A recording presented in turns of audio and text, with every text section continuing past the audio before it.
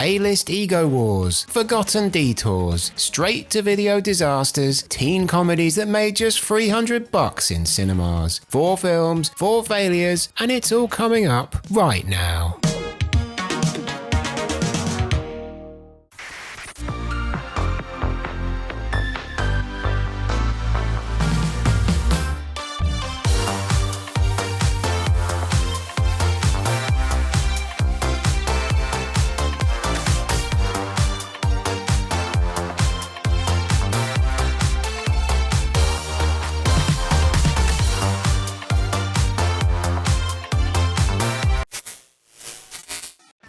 Summer in the 1990s, a time for SummerSlam, MTV shows made up entirely of people dancing on beaches, and of course, reruns of Saved by the Bell dominating daytime TV. For Hollywood execs, summer in the 80s and 90s also meant ensuring that they had at least one major comedy film on the release slate for the hottest months of the year, and they were basically always a surefire hit. I mean, in the summer of '88, Warner Brothers even rolled out Caddyshack 2. And if scheduling in a major comedy release was good enough for studio execs in the 80s and 90s, then it's most certainly good enough for Culture Slice in 2025. And today, in honor of an era when mainstream comedy films were a cornerstone of the summertime cinematic calendar, Culture Slice is crashing the party and looking back at 4 comic capers from across the 90s of various shapes and sizes that, whether released in the summer or not, ended up not quite becoming the box office success stories their producers had envisioned, which may or may not have deserved better. And we're kicking things off with a teen comedy starring Jennifer Love Hewitt and Will Friedle from Boy Meets World. That had to be a decent-sized hit, right? Well, this movie actually made just 300,000. Okay, 30,000. 3,000? This is getting ridiculous now. This movie made $300 in cinemas in 1997? How is it possible that this Lost Comedies box office total was less than my wage at Blockbuster Video in the same year? Well, hop on board and let's find out. Picture the scene. You arrive at a cinema on opening night, and not just for any film, but your own feature film debut. Not only that, but you are the star of the movie. You've already made a name for yourself on TV, with a lead role in one of the most popular family sitcoms of the era. But this is different. You're about to become a movie star. Your co-star is a teen idol who Hollywood has big plans for. Fresh off a hit drama series, and on the brink of breaking out on the big screen too. This movie has to be a hit, right? To mark the occasion, you've flown out to Boulder, Colorado with the director, ready to enjoy one of the very first public screenings. Only, there's no line at the box office in Boulder, and when you step inside the theatre, finding your seat isn't exactly a challenge. In fact, it doesn't take long to realise you and the director are the only 2 people there. On the evening of September 26, 1997, this is the exact fate that became a reality for Will Friedle, when he and director George Huang took a trip to the Rocky Mountains to witness the opening of their brand new film in person. The reception of the film, obviously, we thought it was going to be a lot bigger. They premiered it in 2 theatres in the country, and George and I flew out to one, and we were literally the only people in the theatre for the first screening. So yeah, it was a lot of work to watch it by ourselves. Yep, that's right, Trojan War was released in 2 cinemas for less than a week and made barely over $300 in the process. So much about this movie didn't make sense to me at the time, and a lot of it still doesn't to this day. Why was a $15 million movie with pretty decently sized teen stars released with basically no promotion and pulled from cinemas so quickly? Then there was the title. What on earth was going on there? And why didn't they just wait a few months before they released it? Maybe we should rewind just a little bit. In early 1997, both Will Friedle and Jennifer Love Hewitt were riding the crest of a wave. Will had played Corey's older brother Eric in ABC's Boy Meets World since 1993, and Jennifer had joined the cast of Fox's family drama Party of 5 2 years later. They both seem to be the latest in the long production line of teen actors who were ready for their crack at becoming legitimate big screen stars. So their casting as co-stars of a teen comedy made a lot of sense at the time. It had a recognised force overseeing it in producer Charles Gordon, who had hit pay dirt with the likes of Die Hard, Die Hard 2 and Field of Dreams over the previous decade. I mean, Gordon's last film credit before this had been Waterworld. George Huang, the director attached to the project, was a former Hollywood PA who was coming off a fairly well-received film debut, the 1994 black comedy Swimming with Sharks. Although it hadn't made much money, it became a word-of-mouth hit on video, and the likes of Roger Ebert had reviewed it positively. A raunchy teen comedy wasn't the most obvious follow-up to a biting satire of the worst of Hollywood, but, you know, Warner Brothers was keen to make it, and the film had a $15 million budget, so Trojan War seemed to have legs, and it knew how to use them. Or something. You could be forgiven for thinking from the title that this was a swords and sandals epic chronicling the siege of the city of Troy in graphic detail, but the actual movie that lay behind the cryptic title was in fact the story of a very different quest. The quest to get laid. Friedel played the role of Brad Kimball, a geeky high school type whose best friend is equally supposedly geeky type Leah, Jennifer Love Hewitt's character. Brad's dream girl, however, is not Jennifer Love Hewitt, but instead his other classmate Brooke, played by Marley Shelton. When Brooke asks him over to help her study, she ends up deciding to make all Brad's dreams come true. The only problem is he doesn't have protection, so Brad hurries off to purchase some, before running into all sorts of chaos involving his dad's Jaguar being stolen, friendly gang members taking him hostage, a Hispanic lady who falls in love with him because she thinks he looks like David Hasselhoff, and even John Hughes teen movie legend Anthony Michael Hall in a memorable cameo as a psychotic bus driver. In the midst of all of this, Lee Majors turns up as a cop who ends up giving Brad a bit of assistance before a climactic house party where Brad finally thinks he is getting everything he always wanted. Or is he? Usually at this stage I'd investigate the box office performance week by week, see where a film landed in the top 10 on opening weekend, that kind of thing. But here, that clearly won't be necessary. As Will Friedle painfully discovered on opening night, barely anyone came out to see Trojan War. Warner's yanked it from cinemas extremely quickly, but its very small early sample size of 2 screens hadn't gone well. Still though, dumping it completely after less than a week was pretty harsh. Maybe it was a contractual obligation to get it in cinemas before a VHS release. Or maybe there was some sort of Hollywood accounting going on. Who knows? The 2006 thriller Zizis Road? Zizik? Anyway, the 2006 movie with that name is often cited as the lowest grossing cinema release ever after it made just $30 in American cinemas, literally running on one screen once a day at midday to appease the Screen Actors Guild. So I guess something similar could be at play here, but Will Friedle has said they were expecting it to get a bigger release. Something doesn't quite add up.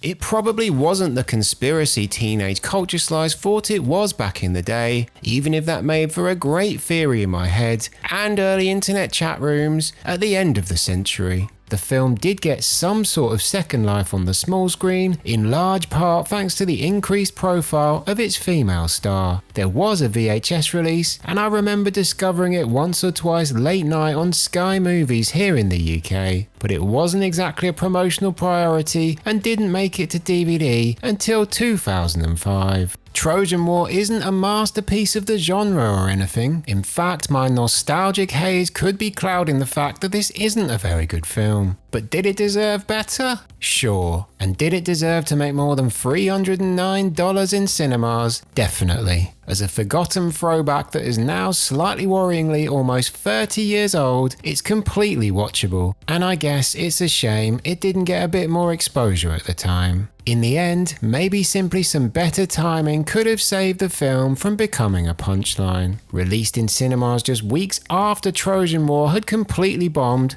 was I Know What You Did Last Summer, a teen horror which made over $125 million at the box office and propelled Jennifer Love Hewitt to legitimate movie star status. It felt like she was everywhere by the end of '97 too, not just a movie star. Jennifer Love Hewitt had become a force in pop culture, postponing Trojan War's release by a few months with a newly bankable name attached, along with an industry increasingly seeing raunchy teen comedies as a genre to bet on, could have seen it ride that wave to profitability in cinemas. But instead, there was no second wave for Trojan War, and less than a year later, it was Can't Hardly Wait that would become Love Hewitt's very first teen comedy hit, more than doubling its budget at the box office and becoming a big success on video and DVD. Its soundtrack even made it to number 25 on the Billboard album chart. Can't Hardly Wait's presence lingered on in pop culture for far longer than Trojan War managed to. The title of the film, whilst actually kind of clever, didn't help Trojan War's chances either. Not being American, I had no idea Trojan was actually a reference to a major brand, but even putting that aside, it sounds like a historical war film and feels like a working title that would be changed closer to release but for some reason never was. Compare Trojan War as a title to Can't Hardly Wait. While the first one is a neat play on words, referencing a brand and the quest of the protagonist, it wouldn't instantly make sense to the target audience of a teen comedy. On the other hand, Can't Hardly Wait just as a title is a bit abstract, but it's still emotive, relatable, and just evocative enough without being too descriptive. The film itself is alright, definitely not one of the worst teen comedies of the era, but also definitely not one of the best. But that title, Can't Hardly Wait, sure it's taken from a replacement song and the grammar is dubious, but for a teen movie, that is top tier. Can't Hardly Wait just sounds like a classic teen comedy drama without even knowing anything about the film behind it, and Trojan War does not. Or maybe I'm just overanalyzing things a tad. Anyway, we can't ignore the massive elephant in the room with this movie any longer. No, not the questionable in hindsight cast members, but the fact that Leah, the friend who nobody notices and Brad completely looks past for 95% of the movie, is Jennifer Love Hewitt. Much like Rachel Lee Cook in She's All That, the casting isn't quite believable. In the end, for Will Friedle, his time as a Hollywood headliner ended up being brief. While Jennifer Love Hewitt went on to star in the brilliantly titled I Still Know What You Did Last Summer, along with the likes of Heartbreakers and both Garfield and Garfield A Tale of Two Kitties, Friedle could only manage starring opposite the Shermanator himself, Chris Owen, in 2004 in National Lampoon's Gold Diggers, one of the worst movies I've personally ever seen. He has since become a considerable success in the world of voice acting, most notably as the go-to voice for numerous Batman projects. And he still looks back fondly on the Trojan War experience overall, despite nobody watching it at all. Like, no one. For producer Charles Gordon, the failure of Trojan War didn't stop his production company Daybreak from securing a $500 million credit line for future productions in 1999, though he did go on to produce the likes of October Sky and the Hitman movie. Daybreak Productions, which seems to have been created to make Trojan War, only has one more credit listed on IMDb, the 2004 Alicia Cuthbert comedy The Girl Next Door. Honestly, this all just adds to the mystique of a missing link in teen movie history. Trojan War remains a fascinating lost film. It took on an almost mythical status for me at school, hard to find and occasionally turning up late night on TV. Did this movie really exist? Or was it a figment of my imagination? For years, I genuinely wasn't sure, but it remains a prime example of that most interesting of film groups, the lowest grossing movies of all time. And yet, if it had just been released in 1998, it could have all been so different. But maybe, just maybe, the complete lack of a release was the plan all along.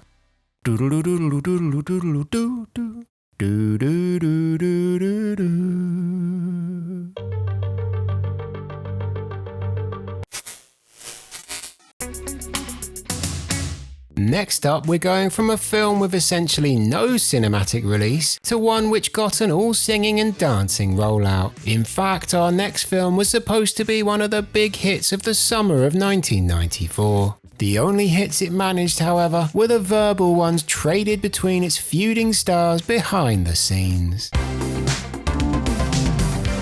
In 1999, we learned that the first rule of Fight Club was, you do not talk about Fight Club. But what's always been the first rule of a romantic comedy? It is, of course, if the two leads don't get on at first, you can be sure that they'll be getting it on by the end. What happens though when the star-studded arguments aren't scripted and the fireworks are happening off-screen? What if the tension is real and playing out behind the scenes and in the press? In 1994, two of Hollywood's biggest names were paired for a glossy, action-packed rom-com, but the only thing which ended up exploding was the film's publicity, and not in a good way. I Love Trouble had made a lot of sense when Disney, via their Touchstone Pictures brand, first greenlit the project when it cast Julia Roberts as the female lead in late 1992. At this stage, Roberts had become one of the biggest names in Hollywood. Pretty Woman had been an astronomically sized hit for Touchstone in 1990, launching her career to the stratosphere and making more than $460 million at the worldwide box office. Sleeping with the Enemy had made $175 million a year later, and, despite Dying Young getting a fairly lukewarm reaction, there was a palpable excitement at the studio about Roberts returning to the safer ground of the romantic comedy world for I Love Trouble. The screwball comedy had been written by Nancy Meyers and Charles Shire in the style of classic 40s movies like His Girl Friday. Given that Meyers and Shire had delivered Father of the Bride in '91, a big hit for Touchstone, and a film Shire also directed, Disney was confident enough to make this a tentpole release for the year. Now all they needed was the male lead, someone who could handle the screwball meets rom-com tone and match Robertson's star power. From Tom Hanks to Mel Gibson and Harrison Ford to Michael Douglas, reports indicate a who's who of early 90s headliners passed on the project.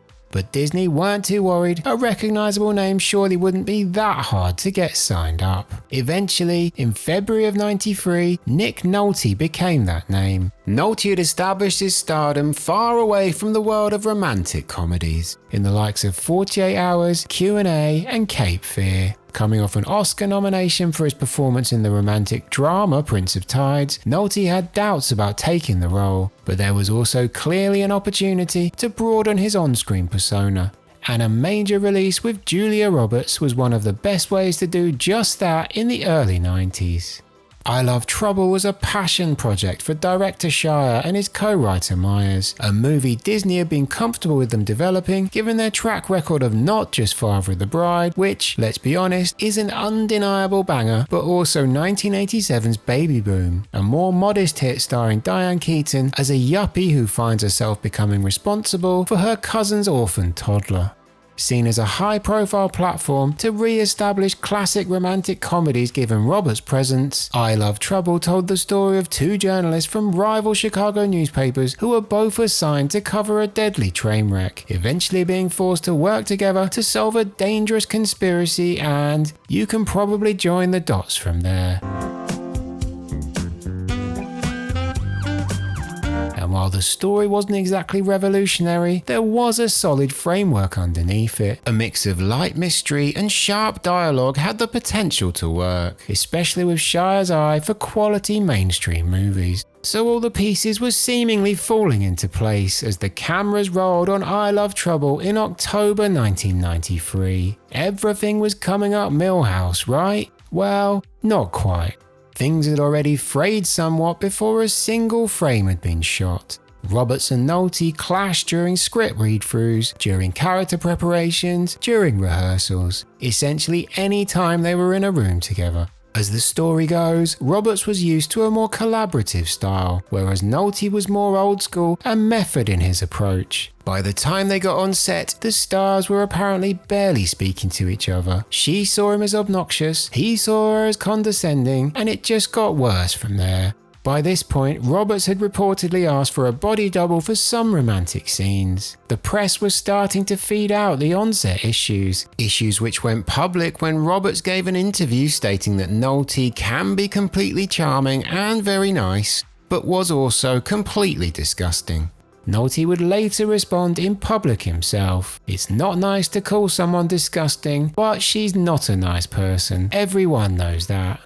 By the end of filming, the stars' relationship had seemingly soured so much that they refused to shoot scenes together, and the production had to work around this as best it could. It was an actively hostile situation. To top all of that off, Roberts and especially Nolte raised issues with the direction and script, causing tension with Shire on a set which had too much of it as it was. When filming wrapped in March of '94, it's fair to say almost everyone was happy to see the back of the shoot. But they still had a movie to salvage, and this was a major tentpole release with a $45 million budget too. A huge marketing blitz centered around the two-star names, with the almost total lack of joint media appearances by Roberts and Nolte being jarring given the light-hearted, romantic nature of the advertising. The generic romantic comedy marketing also belied a film with far more old-school thriller elements than it was being given credit for. I Love Trouble arrived in cinemas on June 29, 1994. Despite the promotional blitz, it was almost completely lost in the shuffle of summertime blockbuster season. While the likes of The Lion King and Speed dominated at the top of the chart, I Love Trouble could only manage 5th spot in its first week, and was also below both Blown Away and The Shadow. It wouldn't be a slow burner either. The film wouldn't last much more than a month in cinemas before crashing out completely. By 1994, unless they were done exceptionally well, movies like I Love Trouble just felt like yesterday's news. Though it exceeded its budget with a worldwide haul of $60 million, when marketing and additional costs are taken into account, it's fair to say that I Love Trouble was a considerable money loser. Critics were not much more forgiving. Many noted the clash of styles between the marketing and the finished film, some even mentioned the on-set problems, but most just stuck with how forced the romance between the leads was on screen. As Entertainment Weekly put it, their dialogue sounds less like flirtation and more like barely concealed hostility. Stylistically, the film looks good. There's a polished, breezy tone in places that feels like it's trying to channel a golden age film vibe. The sets are crisp, the action set pieces as the conspiracy unfolds are decent, and the premise is pretty good on paper. There's a version of I Love Trouble somewhere that really works. A film where they get the casting right, where the tone leans a little harder into the mystery thriller elements, and where the classic rom-com template is allowed to shine. This is a film which relies on the chemistry between the two central characters to fully succeed though, and the total lack of that unspoken quality here is so visible that the whole endeavour is inherently flawed. I Love Trouble isn't one of the worst films we've covered on this channel, far from it. It's fine, but it's most certainly one of the most uncomfortable. After his big play in the romantic comedy genre had gone wrong, Nolte expressed regret about taking the I Love Trouble job and went back to more serious roles in the years that followed. Roberts became the first woman to get $20 million for a single movie, and that film, Erin Brockovich, saw her win a Best Actress Oscar. She still made her fair share of romantic comedies though. As for Shire and Myers, they went back to the safety of a Father of the Bride sequel the following year, and Myers went on to make a couple of genuine blockbuster romantic comedies in the form of What Women Want and Something's Gotta Give. Today, while Julia Roberts' favourites like Pretty Woman remain much-loved classics, I Love Trouble was a film none of the friends and family I asked could remember at all. It's like a peak-era rom-com from one of the queens of the genre that just doesn't exist. Something which both of its leads probably wish was the case.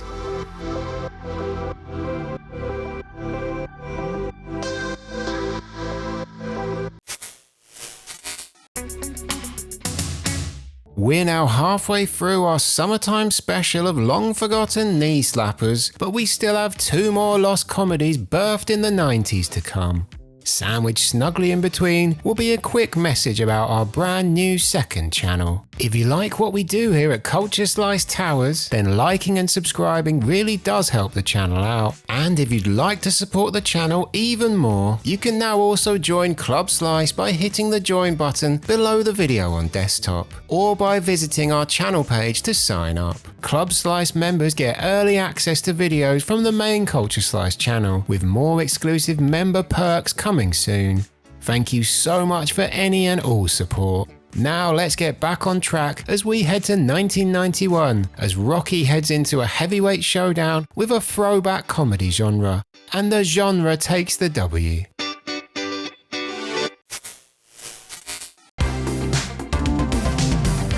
At the dawn of the 1990s, Sylvester Stallone's career was in a bit of a strange place. After conquering the world with Rocky, he had reigned as one of Hollywood's biggest names and go-to action heroes. But the times, they were a-changing. His 1990 return to the Rocky franchise for the fifth installment had flatlined with critics and audiences alike. And while he was still delivering profitable films, his peak as an action icon seemed to be behind him. Stallone's solution was to move into a bold new phase of his career, one where he would conquer a different genre in the 90s, just like he had dominated action movies in the 80s. And despite his disastrous 1984 attempt at musical comedy Rhinestone, this time the man himself was all in. Finally, I am able to do it on film. Finally able to put out there what I think I am. I mean, totally. The other ones have been characters and a part of me, but this thing is me. Big words from the guy who gave us both Rocky and Rambo. But Sly was ready to become a comedy star, and Oscar was the movie that was going to make it happen. The director was John Landis, a comedy heavyweight whose previous movie, the Eddie Murphy-powered Coming to America, had grossed almost $300 million on a $36 million budget. With Animal House, The Blues Brothers, Trading Places, Spies Like Us, and The Three Amigos on his resume, Landis brought a wealth of experience and a healthy $35 million budget. The cast was stacked too. Tim Curry, Don Amici, Chaz Palminteri, a young Marissa Tomei, veteran character actors and rising stars. Stallone couldn't have had better support. It also had a clear concept, a celebration of the screwball comedy. Oscar would be a throwback to the fast-talking farces of the 1930s, remaking a French play which had already been made into a film in the 60s. There was just one small twist. Stallone hadn't been the original plan for Oscar at all. In development since the early 80s, with numerous names attached, Landis had cast Al Pacino as the lead when it went into active production, but Pacino ended up bailing to make Dick Tracy for more money instead. So with one star out and another in need of a reinvention, Landis cast John Rambo in the lead role of a retro comedy farce. The film industry was shook. This was a period when movie stars were at their peak of influence. Around the same time Oscar was going into production, Stallone, along with the likes of Arnie and Bruce, was becoming an early investor and promoter of Planet Hollywood, the celebrity shrine restaurant chain which would end up with more than 60 locations across the world. And it's a restaurant chain that young Culture Slice remembers being bang average. So for a figurehead to perform such a U-turn into comedy, being cast completely against type was a gamble, but Schwarzenegger had already achieved hits in the genre, with Twins and Kindergarten Cop, even if critics had been less convinced. For Stallone, he decided it was a risk worth taking. Oscar told the story of Stallone's character, Angelo Snaps Provolone, a gangster who promises to go straight as his father Kirk Douglas's final wish. But giving up crime is easier said than done. Snaps and his henchmen are completely out of their depth in the world of legitimate business. He's also hounded by a suspicious police lieutenant, isn't trusted by a rival mobster, and his daughter claims she is pregnant and that the father is in fact a former chauffeur called Oscar. Along the way, there's a whole load of slapstick, much of which involves free bags containing money, jewels, and the maid's underwear that are swapped around regularly to make Snap's life more difficult. During production, which kicked off in September 1990, a fire destroyed much of the film's set, a lot of the actors' trailers, and numerous classic cars being used in the film. Filming was forced to shut down for weeks. Aside from that though, no major issues. Perhaps it was a sign of the trouble to come. Oscar was soon locked in for a spring 91 release date. Critical reaction was largely negative, with the Miami Herald calling it dreadful for an hour or so, then merely bad, and the Washington Post stating, Stallone is to humor what John Goodman is to ballet. But not everyone disliked it. Siskel and Ebert gave it 2 thumbs up. Oscar actually managed 2 weeks at the top of the box office after it landed in cinemas on April 26th, but it was during a pretty quiet time for releases and it soon dropped off. Before the end of May, it was gone from screens. Audiences just didn't quite know what to make of it. It managed just over $20 million in North America against its $35 million budget. Perhaps its underperformance was always on the cards when one viewer at a test screening chose to write on their feedback card, "Why didn't he take his shirt off and kill anybody?"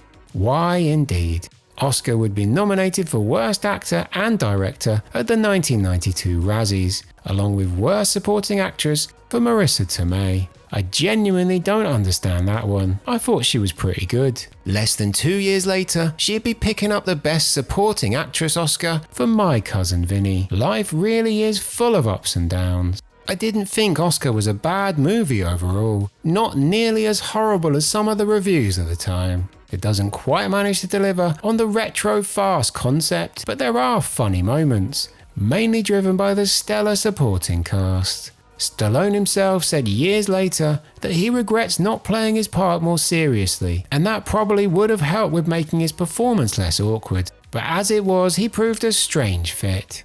And it's not like he can't be funny. Across his career, Stallone's shown far more range than people gave him credit for early on. But for this specific role, in this specific movie, with the rapid-fire dialogue and over-the-top delivery, it takes a certain skill set. And he was on screen with some really elite talent. For whatever reason, it didn't quite land. Stallone reflected on Oscar's disappointing reaction in 2017.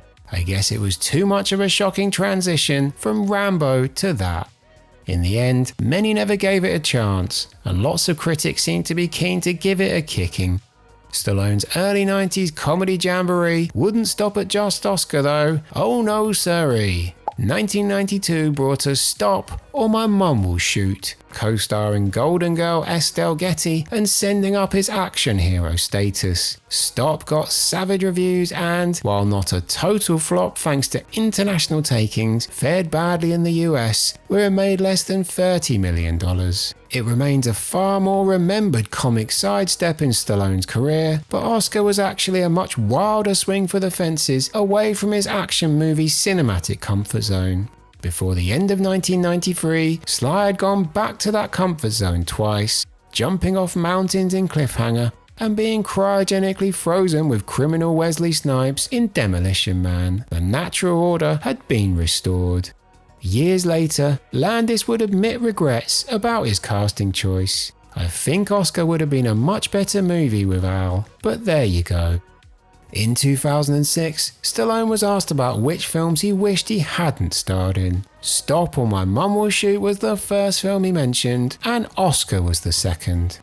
But I don't know.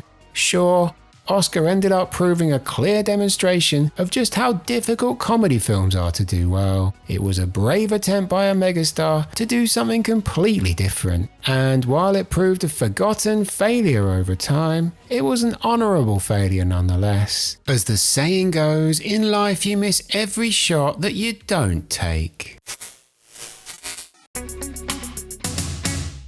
Have you ever thought to yourself, man, I could really use even more culture slice in my life? Well then, today is your lucky day, because we've just launched a brand new channel, Culture Slice Cuts. Culture Slice Cuts is your new home for shorts, edits, highlights and exclusive bite-sized content, as well as supporting the main channel with trailers for upcoming docs and other additional videos. All with the same Culture Slice vibe and all still covering movies and pop culture from the glorious days of the 80s, 90s and 2000s, just in more snack-sized servings. The first batch of regular slice cut shorts are there now. There's also our recruitment video explaining how your vote can help decide the results for an upcoming Culture Slice chart show ranking the Police Academy films. To make sure you don't miss a video and to help Culture Slice grow, then you can subscribe to Culture Slice Cuts using the QR code on screen. Starting a channel from scratch again is definitely daunting, so your support means a lot. And if you can wait to check out cuts until after the end of this video, that would make both me and the YouTube algorithm very happy. Hi, welcome to the future, and I'm telling you, it's great here. Culture Slice Cuts, because one slice is never enough.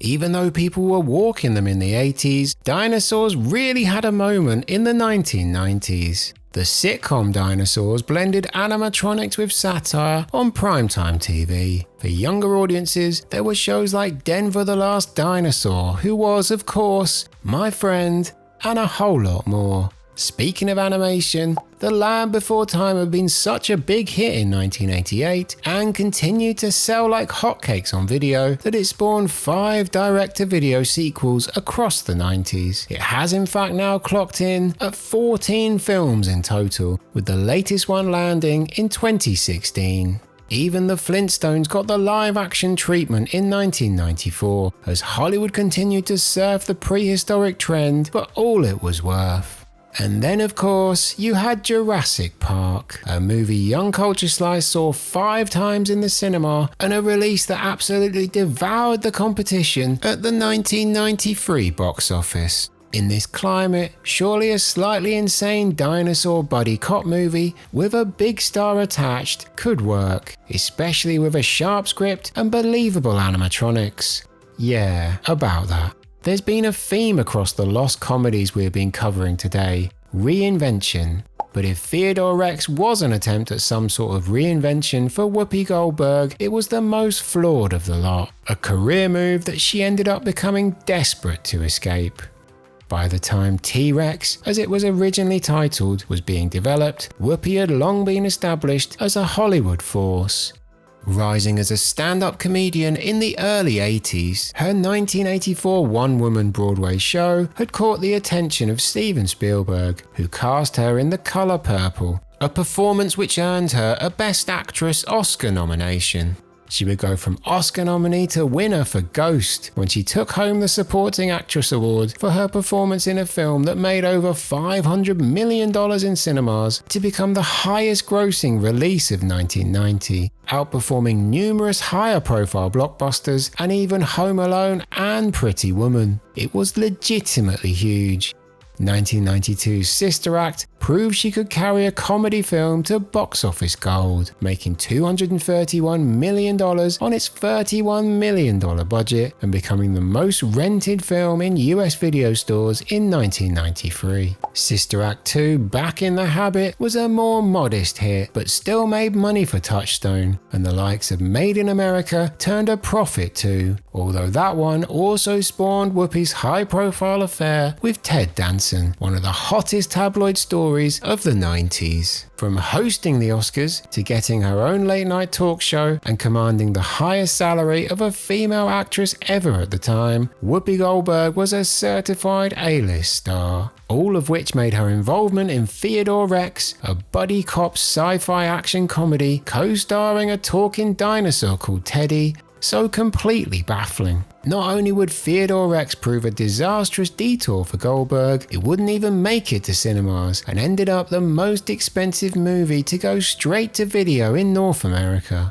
And it had all started so, well, T-Rex was the brainchild of Jonathan Betuel, the writer of 1984's awesome The Last Starfighter, originally as a far darker movie than the finished article. He worked with Pee Wee Herman producer Richard Abramson to secure financing outside of the traditional studio system.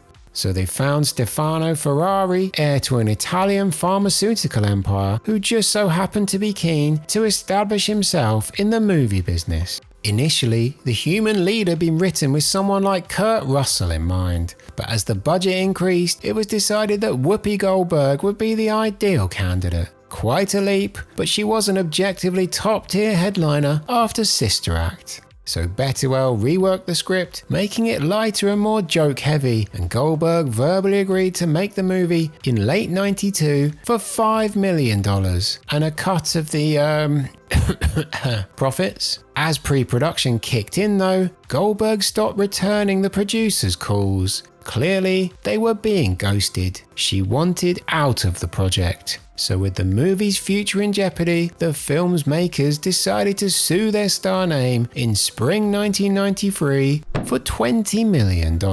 Rapidly becoming a high-profile disaster, Goldberg countersued. Theodore Rex might well have been lost to a sea of litigation forevermore.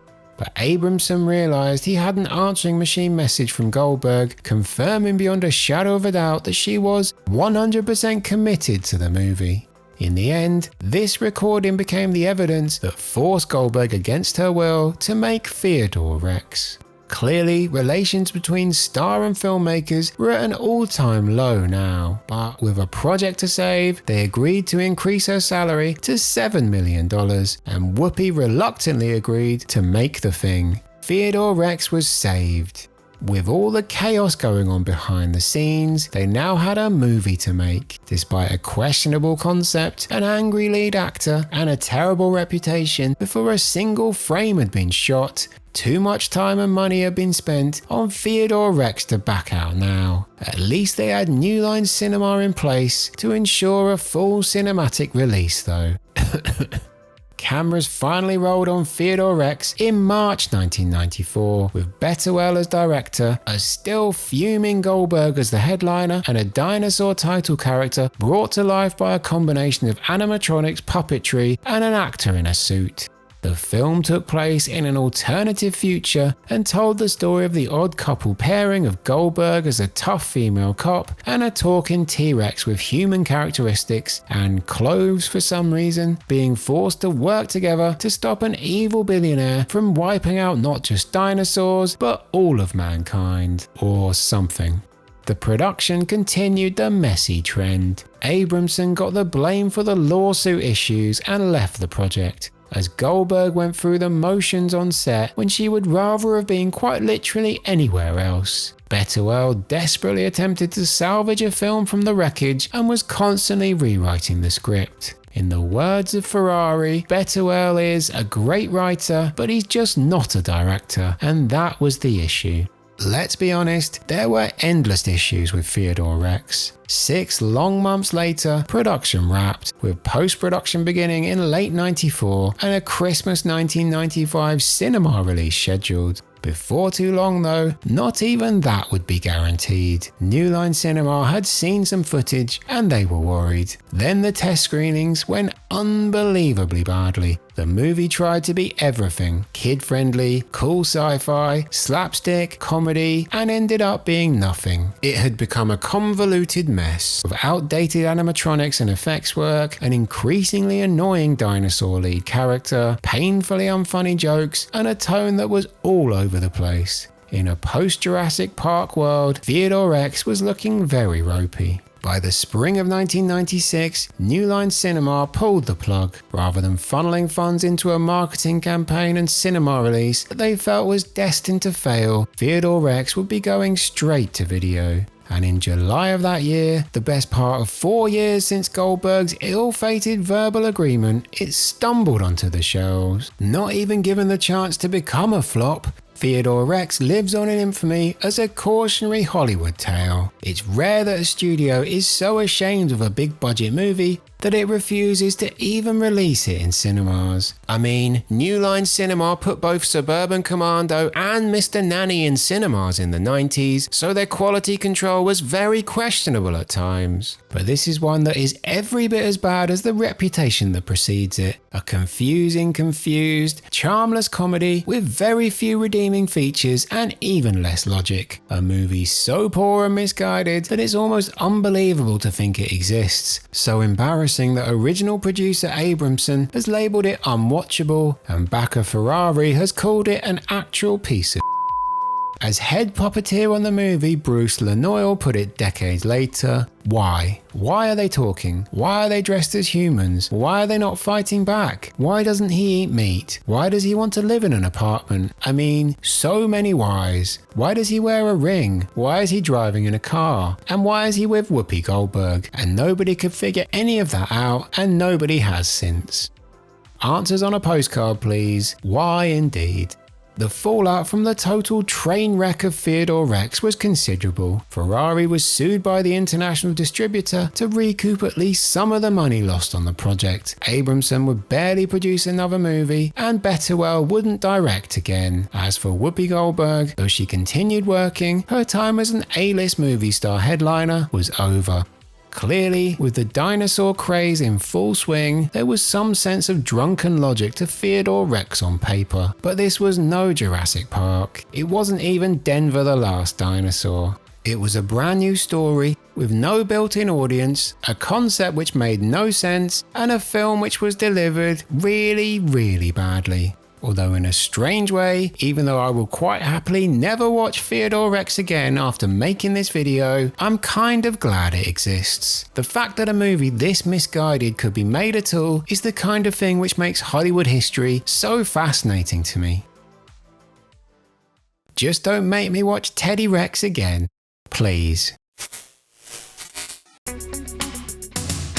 And there we have it, the very first edition of Lost Comedies is in the books. From can't miss big hitters, which did actually manage to miss, and prejudged misguided lunges into a new genre, to arguably unfairly buried teen comedies, to whatever the Theodore Rex was, the 90s really was a fascinating period for movies generally, even if the final results on screen sometimes left a fair amount to be desired. Lost Comedies might well return in the future, but the next video from Culture Slice will stay in the same genre, with an episode covering what could well be one of the best comedy film series of all time. Yes, even better than the Weekend at Bernie's franchise. Although, while we all wait patiently for the Weekend at Bernie's reboot, this series is actually getting a much discussed legacy sequel this summer too. Don't worry too much though, there's a whole slate of notoriously terrible sequel disasters waiting for Sequel Palooza to cover for the rest of the year and beyond.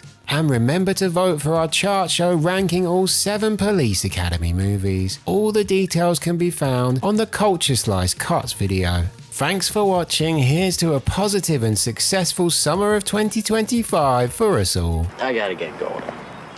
Me and my loser friends, we gotta go get subscriptions to Culture Slice. Top priority of the summer. In the meantime, get yourself to a beach party, don't forget your sun cream, and yes, save Ferris.